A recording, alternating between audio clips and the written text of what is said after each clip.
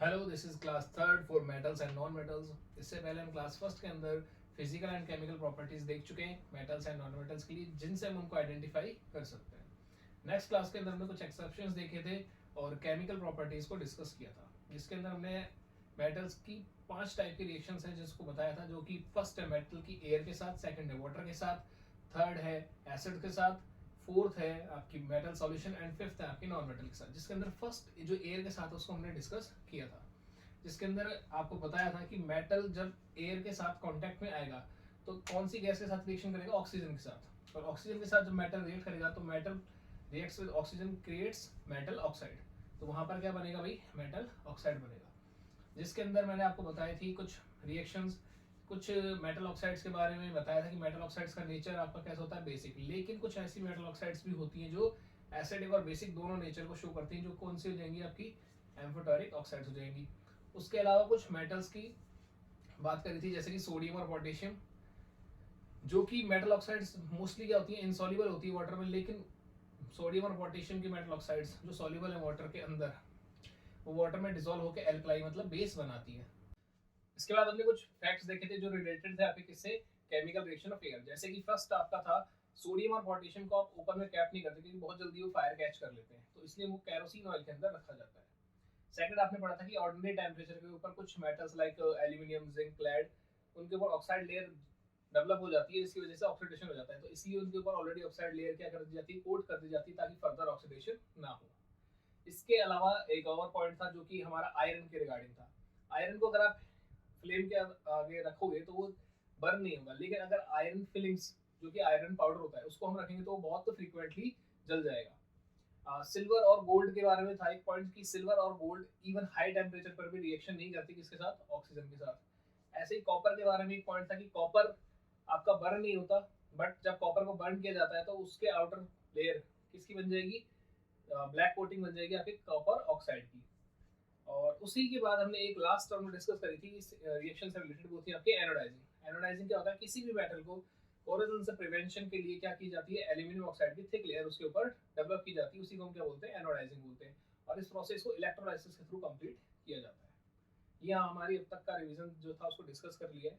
अब हम आगे चलते हैं नेक्स्ट रिएक्शन पर, जो कि आपकी क्या है, reaction of metal with water. Reaction of metal with water.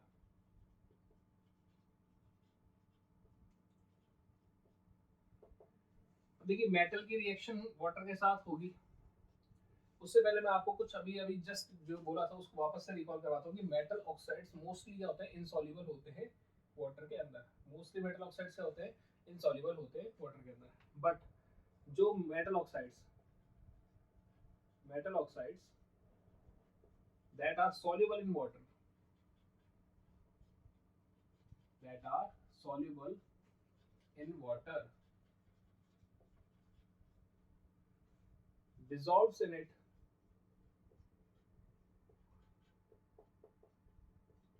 to further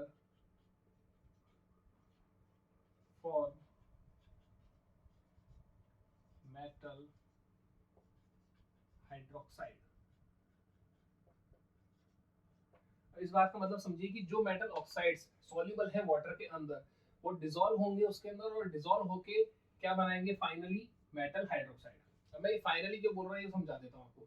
क्योंकि जब मेटल की रिएक्शन होगी किसके साथ भाई, वाटर के साथ, मेटल प्लस H2O वाटर। तो मेटल जब वाटर के साथ रिएक्शन करता है तो मेटल बनाता क्या है भाई, मेटल ऑक्साइड बनाता है। क्या बनाता है, मेटल ऑक्साइड बनाता है। क्या बनेगा यहाँ पर भाई, मेटल ऑक्साइड बनेगा। लेकिन जो आपका मेटल ऑक्साइड है,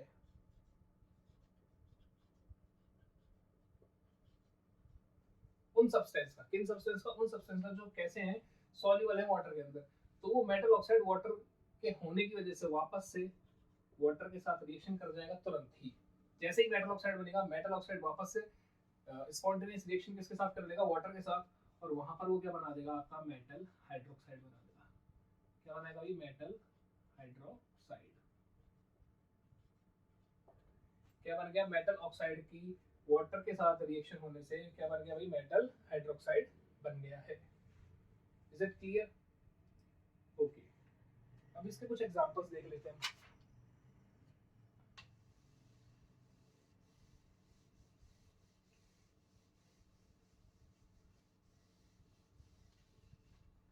जैसे कि फर्स्ट एग्जांपल लेते हैं, कुछ दो मेटल है आपके, सोडियम एंड पोटेशियम। अभी हमने पहले भी देखे हैं रिएक्शन, जितनी भी देखी हमने मेटल्स की एयर के साथ, उसके अंदर भी हमने देखा है सोडियम पोटेशियम को मोस्टली साथ में। तो यहाँ पे भी सोडियम और पोटेशियम की क्या है रिएक्शन साथ में, क्योंकि इनका मोस्टली जो बिहेवियर है केमिकल रिएक्शन के अंदर वो क्या रहता है, सिमिलर रहता है। अब सोडियम और पोटेशियम की बात करते हैं किसके साथ, वाटर के रिएक्शन के साथ। जब सोडियम और पोटेशियम वाटर के साथ रिएक्शन करेंगे तो भाई इनकी जो रिएक्शन होगी वो बहुत ही क्या होगी, वायलेंट रिएक्शन होगी। कैसी होगी भाई, violent reaction.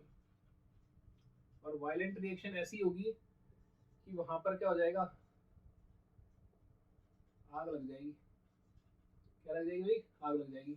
Reaction catches fire. क्यों हो जाएगी, क्योंकि वो रिएक्शन बहुत ही स्पीडली रैपिडली होती है, तो इस वजह से वहां पर रेट ऑफ रिएक्शन इंक्रीज हो जाता है, जिसकी वजह से वहां पर क्या हो जाएगी भाई, आग लग जाती है। तो एग्जाम्पल जो आपका सोडियम का वाटर के साथ है वो ये हो जाएगा, reaction of sodium with water gives sodium hydroxide. क्या देगा भैया आपको, सोडियम हाइड्रोक्साइड देगा।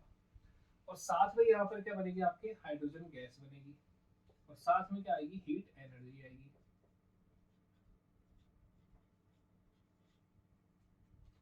मे भी मैंने शायद लास्ट वहां पर लिखा नहीं, दोनों ही केसेस में मेटल ऑक्साइड में भी और मेटल हाइड्रोक्साइड दोनों ही जगह पे प्लस H2 कर लीजिएगा, वहां पर दोनों ही जगह पे हाइड्रोजन गैस लिबरेट होगी। तो आपकी सोडियम की रिएक्शन होगी वाटर के साथ, क्या बना दिया भाई, सोडियम हाइड्रोक्साइड। क्या बना, सोडियम हाइड्रोक्साइड।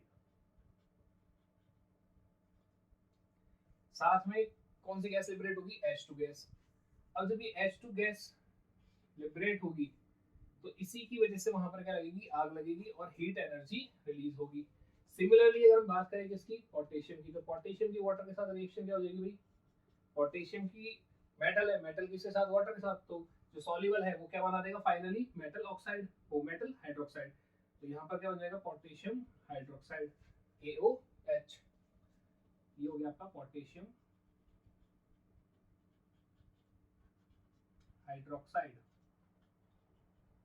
साथ में सिमिलरली यहाँ पर भी क्या होगी, आपके हाइड्रोजन गैस होगी, और सिमिलरली यहाँ पर भी हीट एनर्जी रिलीज होगी। तो आपकी सोडियम और पोटेशियम की रिएक्शन वाटर के साथ कैसी होती है, वायलेंट रिएक्शन होती है। वहां पे रिएक्शन होते होते क्या हो जाती है, आग लग जाती है। और जहां पर ये दोनों चीजें हो रही हैं, मतलब हीट एनर्जी प्रोड्यूस हो रही है और आग भी लग रही है, तो ऐसी रिएक्शन से आप बहुत इजीली आइडेंटिफाई कर सकते हैं कि ये रिएक्शन कैसी है, एक्सोथर्मिक रिएक्शन है। कैसी रिएक्शन है भाई ये, एक्सोथर्मिक रिएक्शन है। तो आपकी सोडियम और पोटेशियम की वाटर के साथ रिएक्शन आपको प्रोडक्ट में तो क्या देगी, metal hydroxide, that is sodium hydroxide for sodium and potassium hydroxide for potassium. Release क्या होगी साथ में, हाइड्रोजन गैस, जो क्या कर लेगी, रेट ऑफ रिएक्शन ज्यादा होने की वजह से आग लग जाएगी उसके अंदर, और वहां पर साथ में क्या रिलीज होगी, हीट एनर्जी रिलीज होगी। ये तो हो गई बात आपकी सोडियम और पोटेशियम की।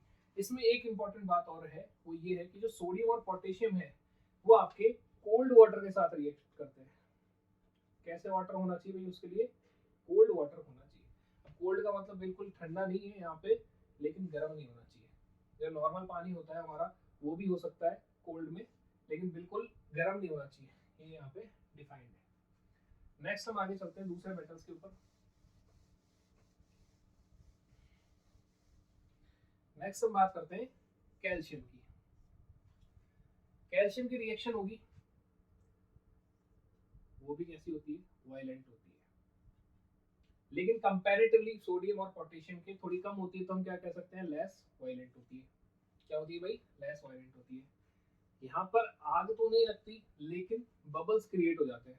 क्या हो जाते हैं भाई, bubbles of H2 gas. Hydrogen gas होती है, वहां पर आग लग जाती है उसके अंदर, यहाँ पर हाइड्रोजन गैस की वजह से क्या हो जाएंगे भाई, बबल्स क्रिएट हो जाएंगे। और ये भी आपकी कोल्ड वाटर के साथ ही रिएक्शन होती है। इसकी रिएक्शन देख लेते हैं हम, calcium plus water gives calcium hydroxide. Water, यहाँ पर आपके H2 आ जाएगा और यहाँ पर भी हीट एनर्जी होगी। क्या होगी भाई? यहाँ पर भी हीट एनर्जी होगी। और जब बबल्स आ जाएंगे तो वहां पर साथ में ही क्या हो जाएगा? कैल्शियम फ्लोट करना स्टार्ट हो जाएगा। कैल्शियम स्टार्ट्स फ्लोटिंग, मतलब ऊपर की साइड कैल्शियम क्या होने लग जाएगा? फ्लोट करने लग जाएगा। जो रिएक्शन होगी वाटर के साथ, तो वाटर में ऊपर की साइड कौन फ्लोट करने लग जाएगा? आपका कैल्शियम फ्लोट करने लग जाएगा। तो कैल्शियम की रिएक्शन कैसे होती है? वायलेंट होती है, लेकिन कंपैरेटिवली सोडियम और पोटेशियम थोड़ी कम होती है, तो इसको हम लेस वायलेंट कह सकते हैं। वहां पर सीधे ही आग लग जाती है, लेकिन यहाँ पर आग नहीं लगने की वजह क्या होता है? बबल्स क्रिएट हो जाते हैं हाइड्रोजन गैस के। रिएक्शन कैसे वाटर के साथ होगी? कोल्ड वाटर के साथ होगी। और जब बबल्स क्रिएट होने लग जाएंगे उसके बाद में कैल्शियम ऊपर फ्लोट करने लग जाएगा। आपका प्रोडक्ट वही बनेगा। यहाँ पर metal hydroxide, hydrogen gas release होगी साथ में, और ये भी एक्सोथर्मिक है, तो यहाँ पे भी हीट एनर्जी रिलीज होगी।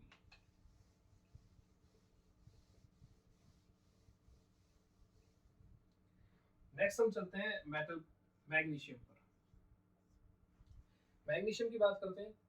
मैग्नीशियम के अंदर और कैल्शियम के अंदर बहुत ज्यादा डिफरेंस नहीं है, सारी चीजें सिमिलर है। सिर्फ जो मेजर डिफरेंस है,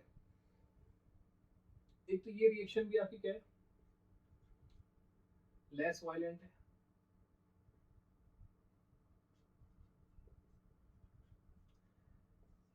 यहाँ पर भी आपके बबल्स क्रिएट होंगे,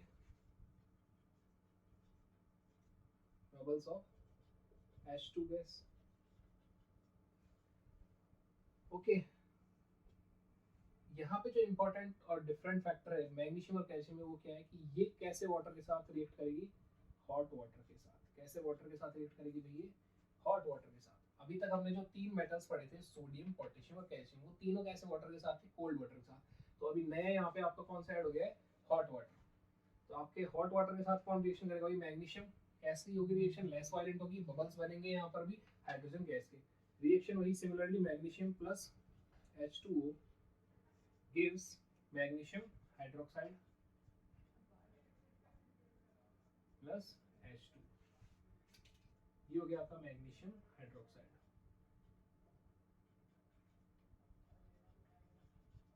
मैग्नीशियम हाइड्रोक्साइड बन गया आपका यहाँ पर, और हाइड्रोजन गैस रिलीज हो गई।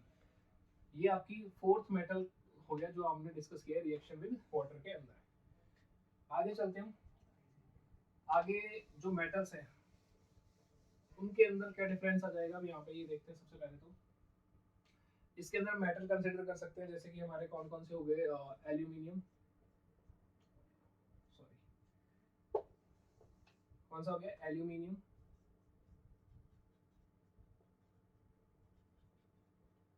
एल्यूमिनियम के अलावा आयरन और जिंक। एल्यूमिनियम के अलावा कौन कौन से हो गए? आयरन और जिंक।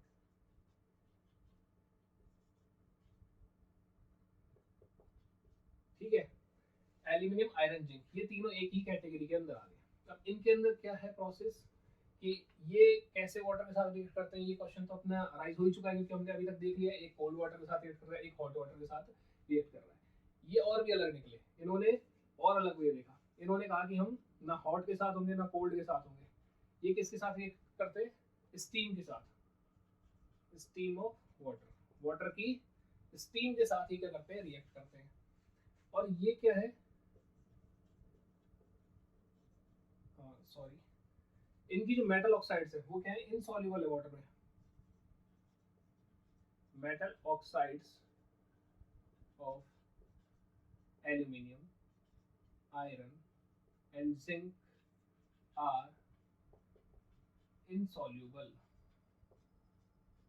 इन वाटर। अब ये इनसॉल्युबल है वाटर के साथ, तो क्या होगा? जैसे कि मैंने आपको सबसे पहले बताया था कि वाटर के साथ रिएक्शन होने पर सबसे पहले बनता क्या है? मेटल ऑक्साइड बनता है, और साथ में हाइड्रोजन गैस रिलीज होती है। तो यहाँ पर भी ये रिएक्शन वहीं पर हो जाएगी, मेटल ऑक्साइड बनेगा और हाइड्रोजन गैस रिलीज होगी। फॉर एग्जाम्पल एल्यूमिनियम को देखते हैं हम सबसे पहले। Aluminium reacts with water and gives aluminium oxide, Al2O3 plus H2।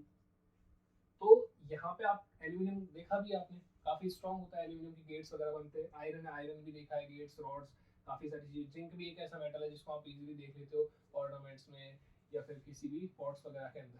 तो ये सारे हम वैसे भी देख सकते हैं कि हम इनको अगर डिजोल्व करते हैं वाटर के अंदर, वाटर के अंदर पटक देते हैं, तो ये क्या हो जाते हैं? डिजोल्व तो हो नहीं जाते, तो डिसॉल्व नहीं होंगे तो ये कैसे हैं, वाटर के अंदर इनसॉल्युबल है, और इनसॉल्युबल है तो वाटर के साथ कुछ ना कुछ तो रिएक्शन हो रही है, और वो रिएक्शन क्या हो रही है कि भाई एल्यूमिनियम, आयरन और जिंक जब मिलते हैं वाटर के साथ तो क्या बनाते हैं, मेटल ऑक्साइड बनाते हैं और हाइड्रोजन गैस रिलीज होती है।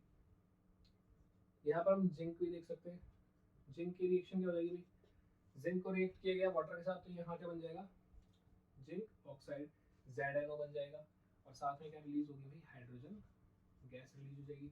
क्या रिलीज हो जाएगी, हाइड्रोजन गैस रिलीज। जिंक की देखिए हमने, जिंक किसके साथ, वाटर के साथ रिएक्ट करके क्या बना लेता है, जिंक ऑक्साइड प्लस H2। अब आगे हम देख लेते हैं आयरन की, आयरन की रिएक्शन होगी वाटर के साथ, तो आयरन क्या बना लेगा भाई, यहाँ पर iron oxide Fe3O4 plus H2O। ये आपकी रिएक्शन हो गई किसकी, एल्यूमिनियम, आयरन और जिंक की वाटर के साथ। वाटर की किस स्टेट के अंदर ये रिएक्ट कर रहे हैं भाई, जब वाटर स्टीम के अंदर होता है तब ये रिएक्ट करते हैं। Metal oxides of aluminium, iron and zinc are insoluble in water. ये क्या है, इनसॉल्युबल है वाटर के अंदर। अगर ये सॉल्युबल होते तो यहाँ पे भी क्या बन जाता आपका, मेटल हाइड्रोक्साइड बन जाता, लेकिन ये वॉल्यूम, ये मेटल्स क्या है, इनसॉल्युबल है, तो ये क्या बनाएंगे, सिर्फ मेटल ऑक्साइड बनाएंगे और हाइड्रोजन गैस जो रिलीज होगी वो होगी। इसके बाद आपके कुछ मेटल्स हैं उनको भी हम डिस्कस कर लेते हैं।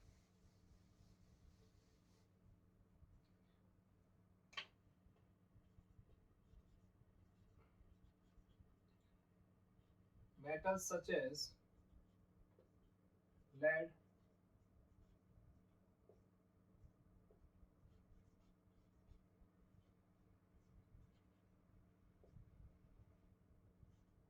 copper, silver, gold.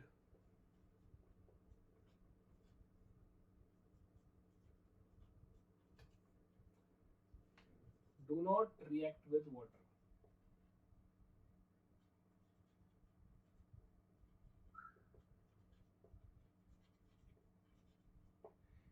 Lead, copper, silver, gold ये क्या नहीं करेंगे बेटा, आपके रिएक्शन नहीं करेंगे किसके साथ, वाटर के साथ। तो हमने अभी तक वाटर की रिएक्शन के अंदर सबसे पहले देखा था किसको, सोडियम और पोटेशियम को। सोडियम और पोटेशियम के साथ में हमने रिएक्शन में देखा कि वहां पर कोल्ड वाटर के साथ रिएक्शन होती है, वायलेंट रिएक्शन होती है, इवन फायर तक लग जाती है, और प्रोडक्ट में क्या बनता है आपका, मेटल हाइड्रोक्साइड और हाइड्रोजन गैस। उसके आगे हमने देखा था कैल्शियम, कैल्शियम की जो रिएक्शन होती है वो थोड़ी लेस वायलेंट होती है कंपैरेटिवली सोडियम और पोटेशियम की। वो भी किसके साथ होती है, कोल्ड वाटर के साथ होती है, और वहां पे भी प्रोडक्ट के अंदर क्या बनता है, मेटल हाइड्रोक्साइड और हाइड्रोजन गैस बनती है। दोनों ही रिएक्शन मेटल की, सोडियम और पोटेशियम और कैल्शियम की, ये सारी क्या है, एक्सोथर्मिक रिएक्शन है। उसके बाद हमने देखा था मैग्नीशियम का, तो मैग्नीशियम की जो आपकी रिएक्शन है वो सिमिलरली किसके तरह, कैल्शियम की तरह, वहां भी बबल्स फॉर्म होंगे, यहाँ भी बबल्स फॉर्म होंगे हाइड्रोजन गैस के, लेकिन मैग्नीशियम आपका हॉट वाटर के साथ रिएक्ट करेगा और कैल्शियम आपका कोल्ड वाटर के साथ रिएक्ट करेगा। उसके आगे हमने देखा कि एल्यूमिनियम, जिंक और आयरन, एल्यूमिनियम, जिंक और आयरन आपके ना तो हॉट वाटर ना कोल्ड वाटर के साथ रिएक्ट करेंगे, ये करते हैं स्टीम ऑफ वाटर के साथ रिएक्ट, और स्टीम ऑफ वाटर के साथ रिएक्ट करने के बाद ये बनाते हैं क्या, मेटल ऑक्साइड, क्योंकि इनकी ऑक्साइड्स क्या है, इनसॉल्युबल है वाटर के अंदर, तो ये फर्दर आगे प्रोसीड होकर क्या नहीं बनाते, मेटल हाइड्रोक्साइड नहीं बनाते। तो यहाँ पर ये तीनों के अंदर क्या बनेगा, मेटल ऑक्साइड किस किस में, एल्यूमिनियम, आयरन और जिंक के अंदर। और आपके आगे जो मेटल्स है, लेड, कॉपर, सिल्वर, गोल्ड, ये आपके वाटर के साथ रिएक्ट नहीं करते हैं।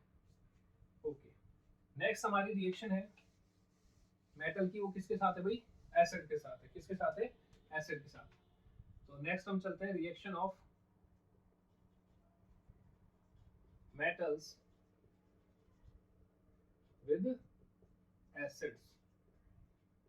क्या है भाई, नेक्स्ट रिएक्शन हमारी, reaction of metals with acids.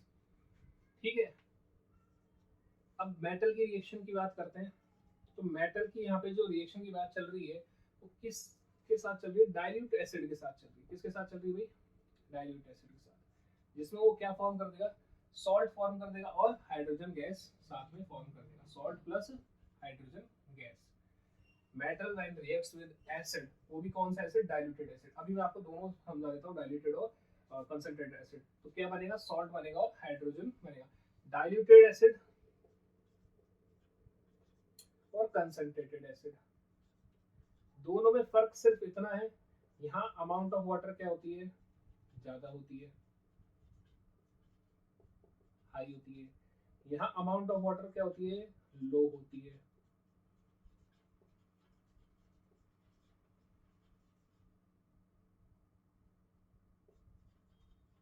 ठीक है। तो डाइल्यूटेड के अंदर अमाउंट ऑफ वाटर क्या होगी, हाई होगी, कंसंट्रेटेड के अंदर अमाउंट ऑफ वाटर लो होगी। तो ये आपका थोड़ा सा माइल्ड हो जाएगा, क्योंकि वाटर जब इंक्रीज होगा तो एसिडिक की जो फैक्टर्स हैं वो कम हो जाएंगे और एसिडिटी कम हो जाएगी, और कंसंट्रेटेड के अंदर एसिड थोड़ा स्ट्रॉन्ग रहेगा, यहाँ थोड़ा वीक हो जाएगा। बस ये चीज़ आप समझ सकते हो इससे। नेक्स्ट हम आगे चलते हैं इसके अंदर रिएक्शन के ऊपर। तो रिएक्शन को हम थोड़ा इस तरीके से डिफाइन कर सकते हैं कि कुछ मेटल्स की रिएक्शन है एसिड्स के साथ, और कुछ एसिड का अलग बिहेवियर है मेटल्स के साथ, उस दोनों तरीके से हम इसको समझेंगे। तो इसके अंदर हम सबसे पहले चलते हैं कुछ मेटल्स के ऊपर, और एग्जांपल के लिए हम जो एक कॉमन एसिड ले लेते हैं जो सबसे सिमिलर है, सबसे कॉमन है, वो हमारा क्या हो जाएगा, HCl हो जाएगा। तो डाइल्यूटेड HCl को हम ले लेते हैं और आगे चलते हैं रिएक्शंस को कंप्लीट करने के लिए। तो मेटल्स लाइक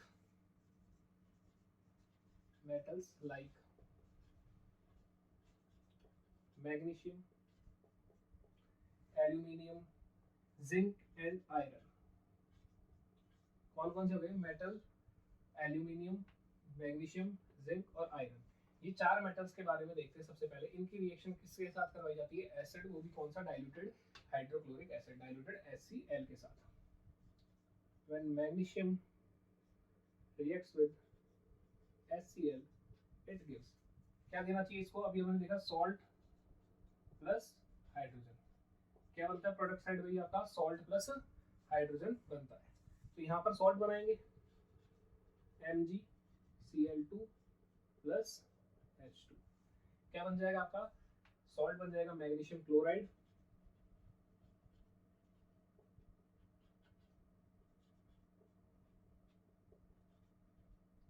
और साथ में क्या देगी आपकी, हाइड्रोजन गैस आ जाएगी। सिमिलरली अगर मैं बात करूँ किसकी, एल्यूमिनियम की, तो एल्यूमिनियम की केस में भी यहाँ पे क्या होगा, डाइल्यूटेड HCl। सिमिलरली यहाँ पे भी आपका सॉल्ट बनेगा और साथ में हाइड्रोजन गैस, आपका सॉल्ट बन जाएगा AlCl3 प्लस H2। ये आपका हो गया एल्यूमिनियम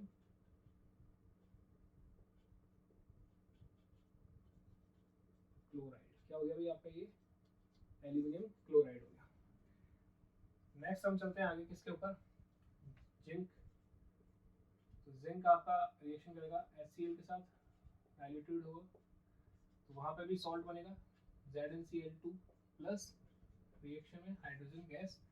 तो ये आपका क्या हो जाएगा, जिंक क्लोराइड।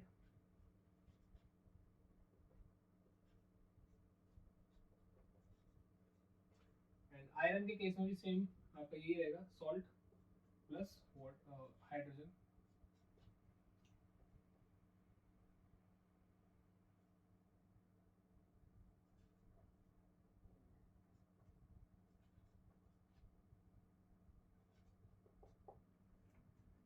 ये आपका फर्स्ट हो गई मैग्नीशियम के साथ, यहाँ पर आपका सॉल्ट बन गया मैग्नीशियम क्लोराइड। एल्यूमिनियम के साथ रिएक्शन हुई, यहाँ पे आपका सॉल्ट बन गया एल्यूमिनियम क्लोराइड।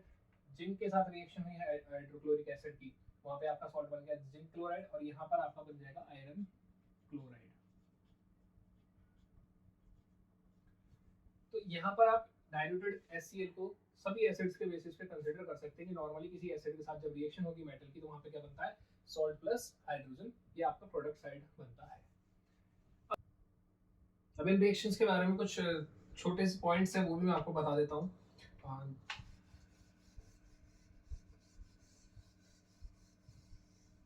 देखिए यहाँ पर जो आपकी मैग्नीशियम की, एल्यूमिनियम की, जिंक की और आयरन की रिएक्शन हुई, वो किसके साथ, एसिड के साथ। प्रोडक्ट में तो आपके क्या बन गया, सॉल्ट बन गया और हाइड्रोजन गैस बन गई। लेकिन यहाँ पे और कुछ रिएक्शन के ड्यूरिंग कुछ होता है, उसके बारे में मैं बताता हूँ क्या अकर होती है चीजें। स्लाइट फिजिंग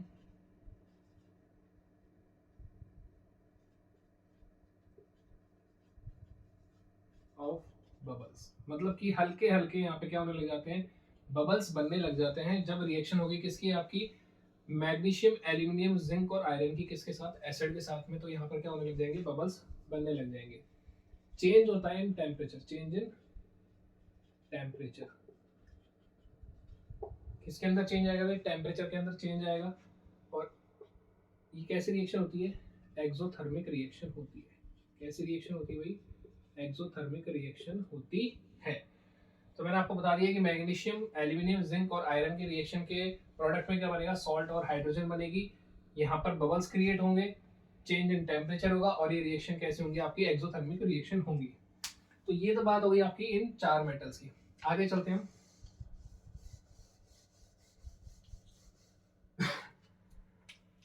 आगे हम बात करते हैं किसकी, कॉपर की, Cu, copper.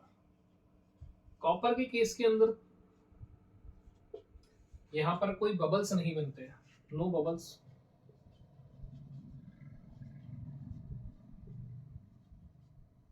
Are formed.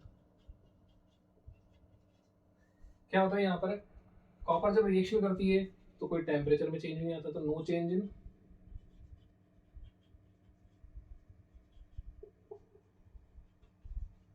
Temperature. क्या नहीं है, टेम्परेचर में चेंज नहीं है, बबल्स नहीं है, तो इसका मतलब क्या है, कॉपर आपका रिएक्ट नहीं करता किसके साथ, डाइल्यूटेड एसिड के साथ। Do not react with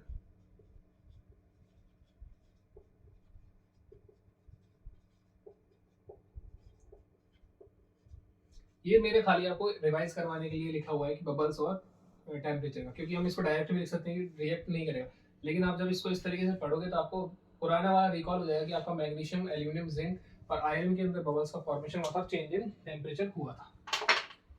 next हम चलते हैं आगे, सोडियम और पोटेशियम। अभी तक हमने देखा कि सोडियम और पोटेशियम थोड़े से क्या धमाकेदार ही रहे, इन्होंने जहाँ भी रिएक्शन किए क्या किया है, रिएक्शन के अंदर आग लगा दी है, या फिर रिएक्शन को स्पीड को तेज कर दिया।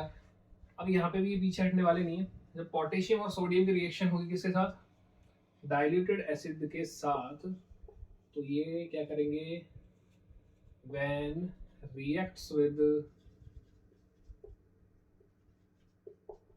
Diluted acid causes explosion. अभी तक तो ये आग ही लगा रहे थे, अभी ये सीधा क्या कर रहे हैं, धमाका कर देते हैं।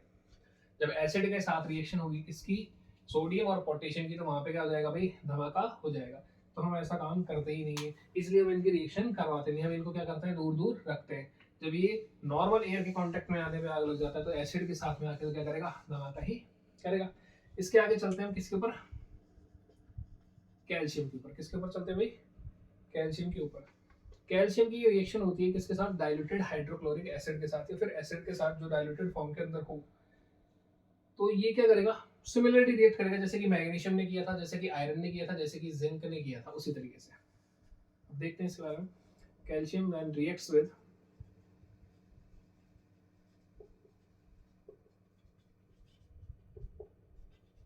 HCl ले लेते हैं, तो क्या करेगा ये कैल्शियम, यहाँ पर आपका HCl, प्रोडक्ट के अंदर क्या बन जाएगा, आपके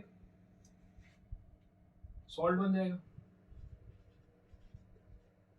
और यहाँ पे क्या हो जाएगी, हाइड्रोजन गैस रिलीज हो जाएगी, और यहाँ पर बबल्स भी फॉर्म होंगे जैसे वहां बबल्स हुए थे।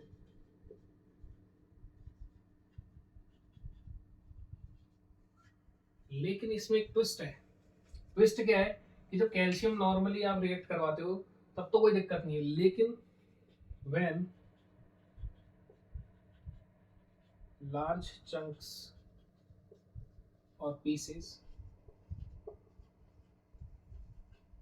of calcium reacts with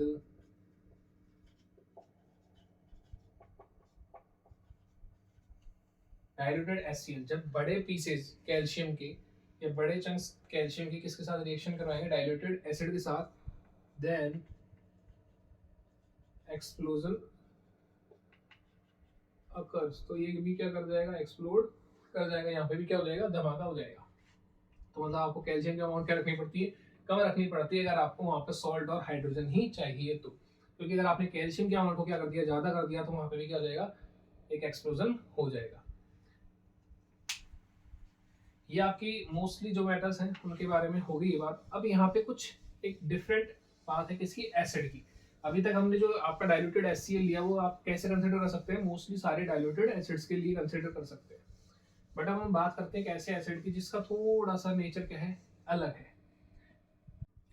हाँ जी, हम चलते हैं आगे। नेक्स्ट हमारा जो एसिड है जिसको हम अलग बोल रहे हैं वो कौन है, आपका HNO3, जो कि क्या है नाम इसका, नाइट्रिक एसिड। क्या नाम है भाई, नाइट्रिक एसिड। अब इसके साथ अलग क्या है, जब इसके साथ कोई भी मेटल रिएक्ट करेगा, when any metal reacts with HNO3, तो जब कोई मेटल रिएक्ट करेगा इसके साथ में तो वहां पे क्या होता है, पहली चीज कि hydrogen gas do not evolve, ये हाइड्रोजन गैस को क्या नहीं करता है, इवॉल्व मतलब रिलीज नहीं करता है, क्योंकि हमने अभी भी देखा था एसिड के साथ जो रिएक्शन होती है उसके अंदर क्या होता है, सॉल्ट और हाइड्रोजन गैस रिलीज होती है, लेकिन जब HNO3 के साथ रिएक्शन होती है तो वहां पे क्या रिलीज नहीं होती भाई, हाइड्रोजन गैस रिलीज नहीं होती। क्यों नहीं होती, उसका भी एक रीजन है कि HNO3 is strong oxidizing agent, ये क्या है अभी, स्ट्रॉन्ग ऑक्सीडाइजिंग एजेंट है। अब स्ट्रॉन्ग ऑक्सीडाइजिंग एजेंट होने की वजह से क्या करता है, ये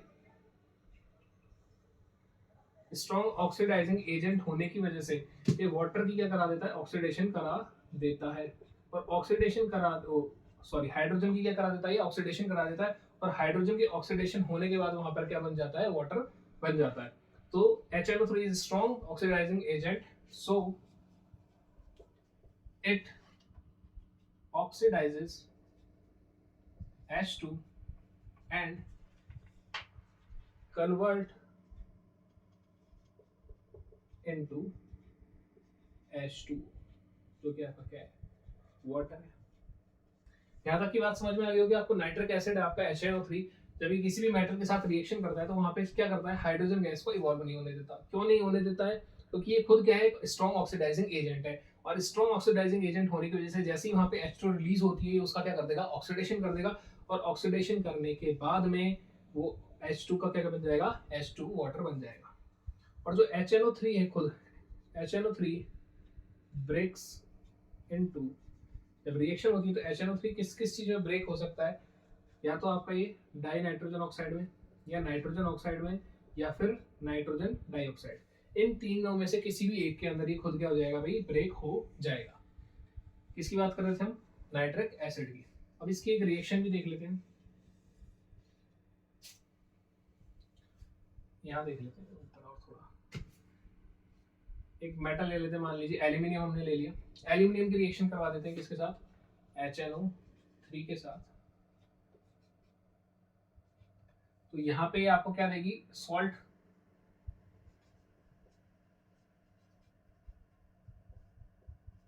और साथ में H2 की जगह क्या आ जाएगा, वाटर आ जाएगा। क्या आ जाएगा भाई, वाटर आ जाएगा।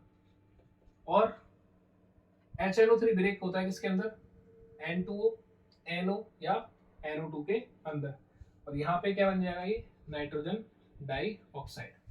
तो आपकी रिएक्शन किसके साथ, HNO3 के साथ, एल्यूमिनियम की क्या है, एल्यूमिनियम गिव्स एल्यूमिनियम नाइट्रेट, क्या बना देता है भाई ये, एल्यूमिनियम नाइट्रेट बना देता है।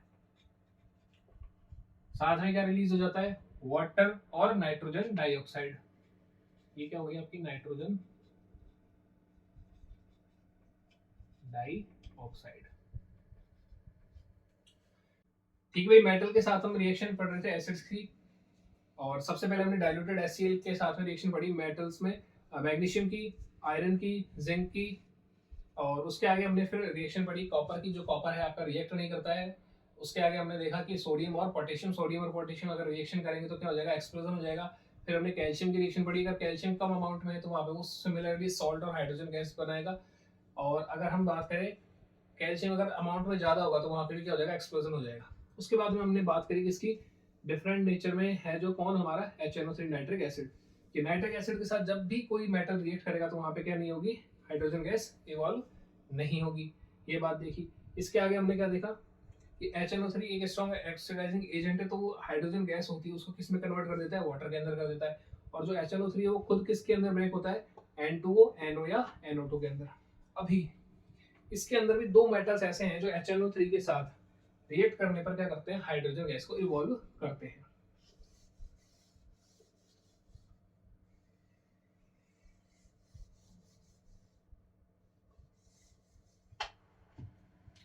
देखिए कौन से वो दो मेटल, Mg एंड Mn, मतलब कि मैग्नीशियम